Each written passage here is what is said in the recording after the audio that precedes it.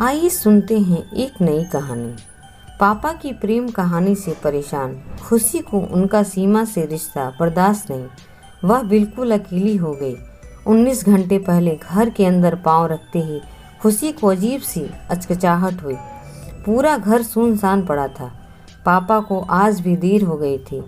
अमूमन 3 बजे तक घर आ जाते थे और फिर वो कॉफ़ी बनाकर उनकी स्टडी में ले जाती थी।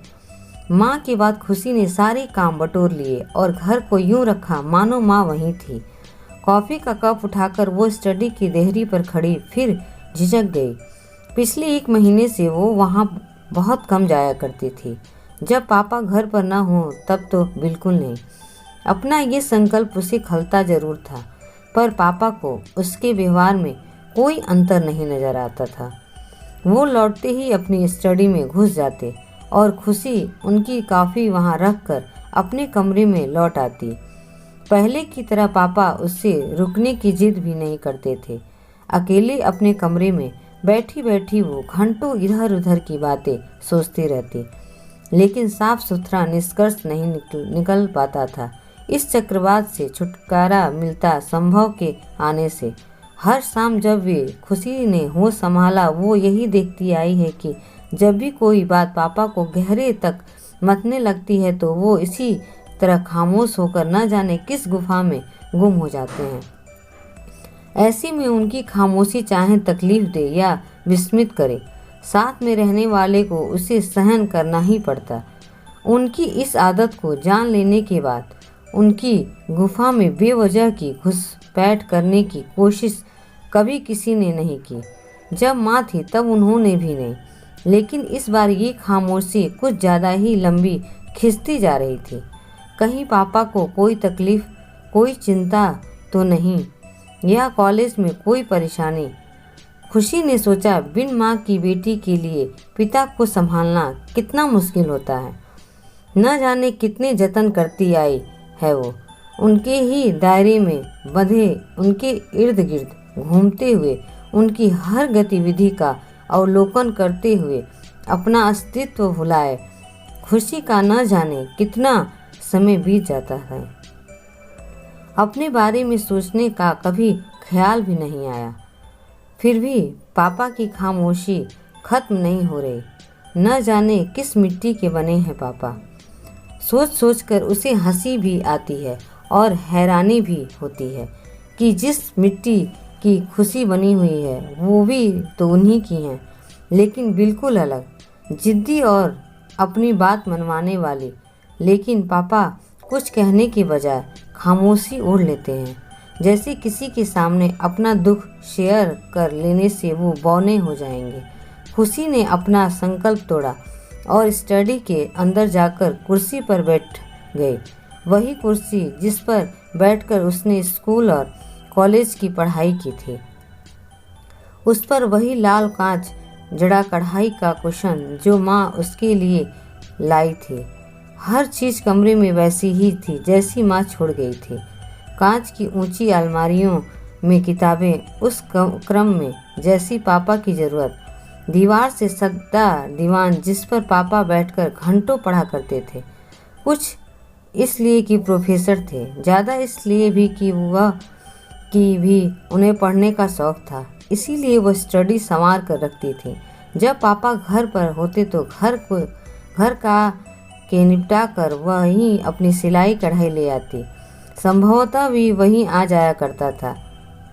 उसके आने से घर में जैसे क्रांति आ जाती थी। पापा के साथ वो हर नई किताब पर जोर जोर से चर्चा करता। हॉस्टल में रहता था, इसीलिए अक्सर रात का खाना उन्हीं के साथ खाकर ही घर आता। माँ के साथ संभव की बनती भी बहुत थी। उसके लिए स्वेटर भी बनाया था उन्होंने। माँ को जब अटैक आया तो पापा इतना घबरा गए कि उसी काले स्वेटर में संभव की गाड़ी चलाकर उन्हें हॉस्पिटल ले गया। संभव के सामने वह रो पड़ी थी, लेकिन पापा के सामने कभी नहीं। उनका दुबला पतला झिझकता चेहरा, उम्र से पहले सफ़ेद हो चुके बाल, चश्मे के पीछे थकी आंखें, जैसे सब मोह छूट गया हो। यह सब देख खुशी को लगता कि पापा को संभालने जी जिम्मेदारी माँ उसे सौंप गई है, लेकिन कुछ दिनों से उसे महसूस हो रहा था कहीं कोई कमी रह गई थी उसकी हर कोशिश के बावजूद, क्योंकि अब वो क्रम ढीला पड़ रहा था।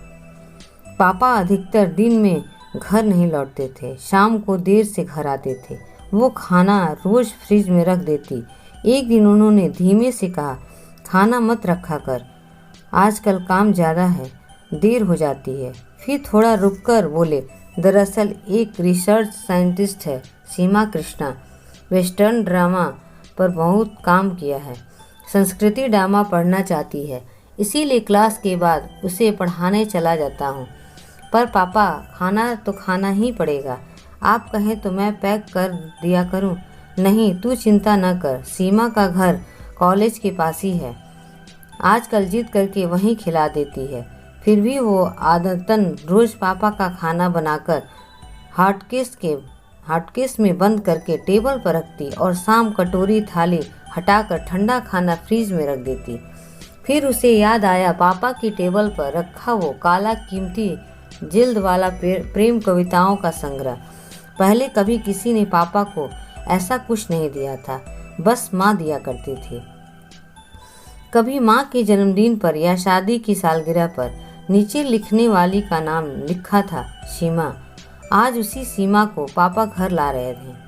सीमा के बारे में बताते हुए पापा बोले, बहुत दिनों से सीमा तुझसे मिलना चाह रही थी, मैंने सोचा शाम को चाय पर उसे घर आने के लिए कह दूं। ठीक किया ना।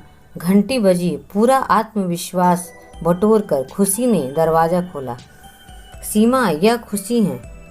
पापा का अपने प्रति औपचारिक परिचय उसे कुछ अटपटा लगा, जैसे वो अजनबी हो। तुम्हारे बारे में अरविंद से बहुत सुना है, बहुत मन था तुमसे मिलने का। सीमा के मुंह से पापा के लिए अरविंद शब्द का संबोधन उसे अजीब लगा। सीमा का चेहरा दुबला लंबा पतला सा दिखा। एक पीली सी छाई चेहरे के चारों तरफ फैली हुई थी। उसके नीचे की थकी त्वचा जैसे हर तरह से समझौता करने को तैयार थी। बाय कट बाल, वेल कॉम्प्लेक्शन, एक अजीब सा संतोष हुआ। वो सुंदर नहीं थी माँ की तरह। अरविंद कह रहे थे तुम पीएचडी करने यूके जाना चाहती हो। फिर वहीं क्लोजनेस दिखी पापा के प्रति। क्या कहा मैंने? कमरे के अंदर से आती हल्की आवाज़ में पापा ने पूछा। माँ के जाने के बाद शायद पहली बार इतने सहज शब्द निकले थे पापा के मुंह से, मानो माँ वापस आ गई हो। होठों पर मुस्कान थी, जैसे लंबी थकान की कैंचुली छोड़कर जागे हों। उसकी निगाह पास बैठी सीमा पर पड़ी। ओह अरविंद, हमारी बात छिप कर सुनी जा रही थी।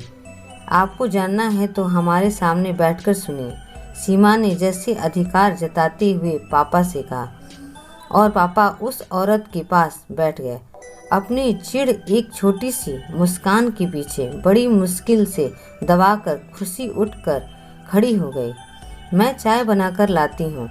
ड्राइंग रूम का उन दोनों के बीच का संवाद चौके में भी खुशी को सुनाई देता रहा। इस तरह आसानी से उसने पापा को माँ के साथ बात करते सुना था। शायद इतना ज़्यादा माँ के साथ भी नहीं। माँ ही बात करती रहती, पापा हाँ हूँ करते रहते। अगर माँ होती तो उन्हें ये सब अच्छा नहीं लगता। क्या पापा को ये सब समझ में नहीं आ रहा? पापा को ये सब जतलाना जरूरी है, इसीलिए खुशी ने इन सब बातों में हिस्सा न लेने का फैसला किया। बस ये सीमा चुपचाप चाय पिए और घर चली जाए। ये विजिट मात्र इत्तेफाक ही रह जानी चाहिए। वह खुद से ही बातें करने लगी। तभी 2 बार जल्दी से घंटी बजी। दरवाज़ा खोलने से पहले ही वो जानती थी कि ये संभव ही था। हमेशा की तरह अपनी धुन पर सवार। क्या बनाया है? बढ़िया माल की खुशबू आ रही है। फिर बैठक में घुसते ही पहले उसने पापा को फिर सीमा को नमस्कार किया। सीमा को देखते हुए उसी बेझिझक तरीके से मुस्कुराते हुए वो उसके सामने बैठ गया। नमस्कार, मैं संभव हूँ। इसके पहले पापा कुछ कहते, वो मुस्कुराते हुए बोली, मैं सीमा हूँ। कितना प्यारा नाम है। अगर मेरी लड़की होगी तो मैं भी उसका नाम सीमा ही रखूँगा। क्यों खुशी? खुशी के चेहरे पर थकावट उभर आई। एक आशंका सी उठी उसके मन में, कहीं पापा की चुप्पी का कारण ये सीमा ही तो नहीं। हो सकता है वो गलत भी हो, पर उसका मन कहता है कि सीमा से उनकी दोस्ती इस मौन का कारण हो सकती है। घर में अचानक एक गहरी चुप्पी का छा गए, जैसे घर को चाहने वाले सभी घर छोड़कर चले गए हों।